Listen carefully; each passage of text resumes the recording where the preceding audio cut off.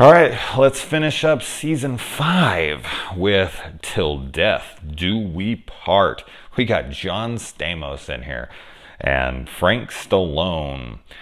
We also have Johnny Sandwich in here from freaking Honeymoon in Vegas. I talk about that movie on here a lot because I effing love it. If you haven't seen Honeymoon in Vegas with Nicolas Cage, Sarah Jessica Parker, and James Caan, you're doing yourself a disservice. Please, please watch it. Ah, man. I did not say Chief Orman. I said Tommy Corman, loud and clear. Come on, man. I love that movie. Anyway. So, they're having an affair. John Stamos and this hot chick are having an affair. He's dating this freaking rich old lady named Ruth. And she's this total bitch. And when she pulls away, you see it for like half a second. On her limousine, her license plate says Ruthless. I thought that was freaking hilarious. I loved that. Little touches sometimes can go a long way. Anyways. So yeah, this girl is going to get killed. I'm not sure who they're chopping up. Maybe I missed who that was. But they're chopping up somebody.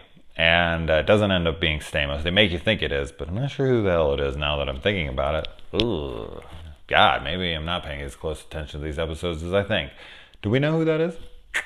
I don't know. Anyways. So Stamos gets out of the car because this guy is going to kill her. They're her little hitman guys.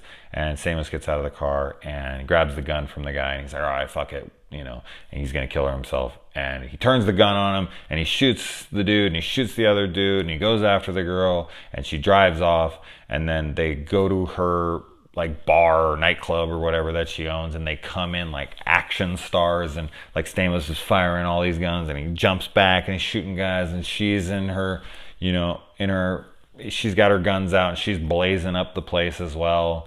And they finally go in and they get the old broad, and they get the safe open, and she makes John Stamos shoot her, and then he shoots her, and then she double crosses him and puts a gun to his head and takes the money for herself. And then we find out that this is all a fantasy that she had in that split second before her death, while John Stamos shoots her in the back of the head and goes back to his old dame.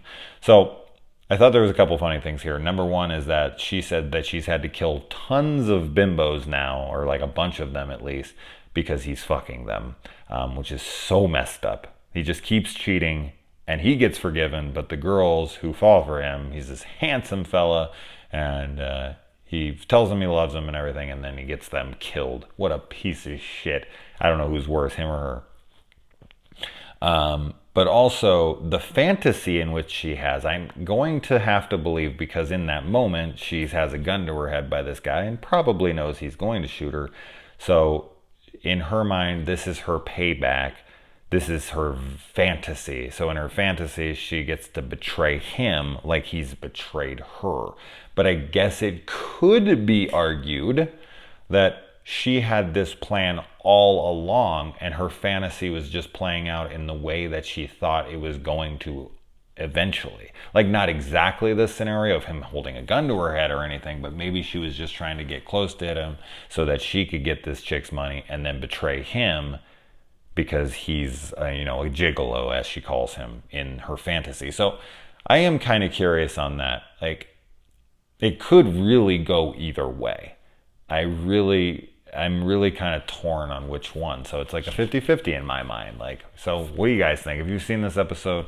Do you think that she had intentions to betray him all along? Or did she betray him in her fantasy because she knew he was a piece of shit now that she has a gun to her head? So anyways, all right, season 5 is done. I just reviewed freaking, 7 things in a row. So, oh my God, I talk too much. All right, guys.